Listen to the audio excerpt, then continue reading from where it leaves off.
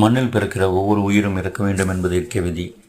இயற்கையான மரணங்கள் மட்டுமில்லாமல் ஏராளமான இயற்கை பேரழிவுகள், நிலநடுக்கம், அழிவாயுதங்கள் கொண்டு நிகழ்த்தும் போர்கள், கொரோனா போன்ற பேரழிவு நோய்கள் என பல வகையான இடர்கள் கொண்டது மனித வாழ்க்கை. இதில் திரைப்படம் என்னும் சினிமா ஒரு பெருங்கலை ஆகும். ஓவியம், பாடல், இசை, நடனம், இலக்கியம் என நுண்கொலைகளையும் நிகழ்த்துக்கலைகளையும் உள்ளடக்கிய சினிமா நம் ஆழ்மனதை பாதிக்கும் ஒரு உளவியல் கருவியாகும். இதில் உலவும் ஏராளமான கலைஞர்களில் நம் மனதை கவர்ந்த தமிழ் திரைப்பட கலைஞர், எளிய நகைச்சுவை கலைஞன் போண்டாமணி ஆவார். திரைப்படங்களையும் மிஞ்சும் துயரங்களையும் திருப்பங்களையும் கொண்டது அவர் வாழ்க்கையாகும். செப்டம்பர் 19 1963 இலங்கையில் உள்ள மன்னார் மாவட்டத்தில் தனது குடும்பத்தில் 15வது குழந்தையாக பிறக்கிற போண்டாமணி இயற்பெயர் கேத்தி விசர்ணன் ஆகும். இளமைக்காலம் அவரது இலங்கையில் கழிய வேண்டி நேர்ந்தது. இலங்கை இனப்பிரச்சனையின் நடுவில் அவருடைய வாழ்க்கை சென்று கொண்டிருக்கும் பொழுது அவர் தன்னுடைய குடும்பத்துடன் ஒரு சிரமமான வாழ்க்கையில்தான் வாழ்ந்து வந்தார்.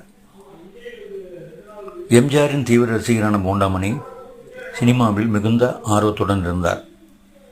போண்டாமணியின் தாய் உள்ளிட்ட 7 சகோதர சகோதரிகள் இலங்கையிலிருந்து தப்பித்து ஒரு படகில் தமிழ்நாட்டுக்கு வரும்பொழுது படகில் குண்டு வெடித்து இறந்து போனார்கள்.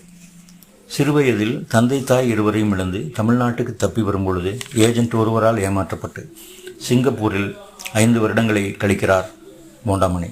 அங்கு இயக்குனர் கே. பாக்யராஜ் அவர்கள் வரும்பொழுது அவர்களை சந்தித்து அவருடைய முகவரியை பெறுகிறார். தீவிர சினிமா ஆர்வத்துடன் தமிழ்நாட்டுக்கு வந்து சிதம்பரம் அகதிகள் முகாமில் தங்கியிருந்து பின்னர் சென்னையில் ராமச்சந்திர உடையார் அவர்களிடம் 7 வருடங்கள் பணிபுரிந்து சினிமாவில் நுழைய கடும் முயற்சிகள் செய்து 7 வருடங்களில் மிகப்பெரிய தோல்விகளை சந்தித்து திரும்ப 1990 இலங்கை சென்று ஒரு சிறிய மளிகை கடையை நடத்திவிட்டு அங்கு ஒரு வெடிகுண்டு விபத்தில் தனது ஒரு கால் மிகுந்து பாதிக்கப்பட்ட நிலையில் மீண்டும் தமிழ்நாடு வந்து சேலம் அகதிகள் முகாமில் தஞ்சமடைகிறார் போண்டாமணி.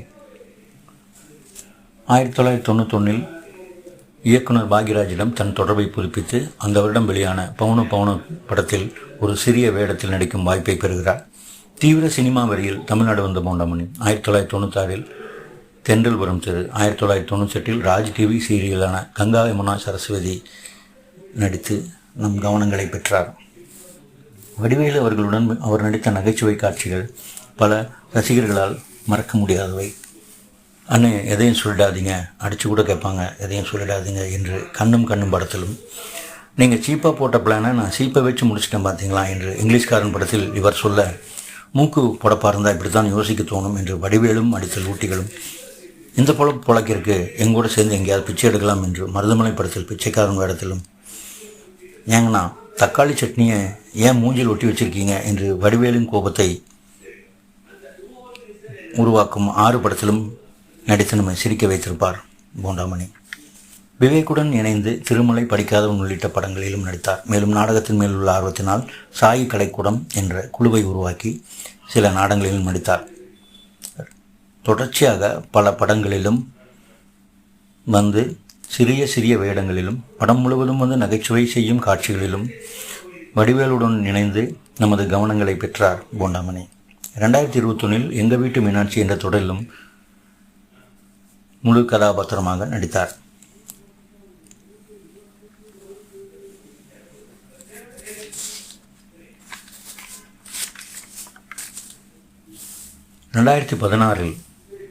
அப்போதைய முதல்வர் ஜெயலலிதாவை சந்தித்து அதிமுகவில் இணைந்தார் போண்டாமணி. மனைவியும் ஒரு ஆண், பெண் என 2 குழந்தைகள் உள்ள குடும்பம் போண்டாமணியுடையது. புகழ் சம்பாதித்த அளவுக்கு போண்டாமணியால் பெரிய ஊதியம், சொத்துக்கள் எதுவும் சம்பாதிக்க முடியவில்லை. 2021 கொரோனா காலகட்டத்திலிருந்து அவருக்கு சிறிய உடல்நலக் குறைவுகள் ஆரம்பித்தன. பெரிய சொத்துக்களோ பின்புலமோ பொருளாதார வசதிகளோ இல்லாமல் இருந்த போண்டாமணிக்கு உடல் ரீதியாக 2022 பல பிரச்சனைகள் ஏற்பட்டன.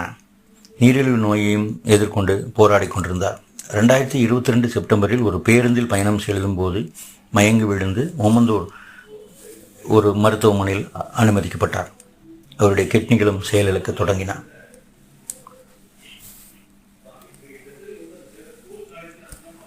அவருடைய அறுவை சிகிச்சை மற்றும் டயாலிசிஸ் செலவுகளை பெருந்தன்மையுடன் ஏற்றுக்கொண்டவர்களில் ஒருவர் ஐஸ்வரி கே கணேஷ் அவர்கள். பின்னர் பெஞ்சமின் நடிகர் ஒரு வீடியோவில் மனம் கலங்கி போண்டாமணியின் நிலைமையை கூறியது பலரை ஈர்த்த நிலையில் சுகாதாரத்துறை அமைச்சர் மா சுப்பிரமணியம் மருத்துவமனை நேரில் சென்று போண்டாமணியை சந்தித்து கிட்னி தொடர்பான தொடர் சிகிச்சைகளுக்கு அரசு ரீதியான உதவிகளை செய்தார். தொடர்ச்சியாக அவருக்கு பொருளாதார உதவிகள் செய்தவர்களில் முக்கியமானவர்கள் பூச்சி முருகன், ரஜினிகாந்த், விஜய் சேதுபதி, தனுஷ், சமுத்திரகனி, பெஞ்சமின் உள்ளிட்டவர்கள்.